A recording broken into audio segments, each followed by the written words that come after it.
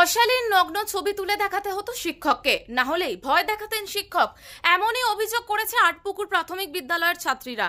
আর এই অভিযোগকে ঘিরে বৃহস্পতিবার সকাল থেকে উত্তেজনা ছড়ায় আটপুকুর প্রাথমিক বিদ্যালয়। অভিযুক্ত শিক্ষক বিদ্যালয়ে আসতেই তাকে ঘিরে গ্রামবাসীরা বিক্ষোভ দেখাতে শুরু করেন। খবর পেয়ে ঘটনাস্থলে আসে বিশাল পুলিশ বাহিনী। এরপরে অভিযুক্ত শিক্ষককে কোনো ক্রমে বিদ্যালয়ের ভিতরে ঢুকিয়ে তালা ঝুলিয়ে দেয় পুলিশ। বেশ কিছুক্ষণ পুলিশের সাথে বাকবিতণ্ডা চলার পর পুলিশ জোর করে ওই শিক্ষককে উদ্ধার করে এলাকার বাইরে নিয়ে আসে। সেই সময় পুলিশের গাড়িতে ঢিল ছড়ে উত্তেজিত জনতা, ভাঙচুর করা হয় পুলিশের গাড়ি। রণক্ষেত্রের আকার ধারণ করে বিদ্যালয় চত্বর। উত্তেজিত জনতার হাতে আটকে পড়েন বেশ কয়েকজন মহিলা পুলিশ। তাদের উদ্ধার করতে ঘটনাস্থলে আবারও কিছু পুলিশ পাঠাতে হয়। প্রশাসনের পক্ষ থেকে জানানো হয়েছে, গ্রামের মানুষের অভিযোগের ভিত্তিতে আইন অনুযায়ী ব্যবস্থা নেওয়া হবে। সিচুয়েশন সেরকম কিছু নয়, একটা ঘটনা ঘটেছে, এটা প্রাইমারি স্কুলের এক টিচারের বিরুদ্ধে। পুলিশ তাকে রেস্কিউ করেছে, প্রপার সেকশনে কেস করছে।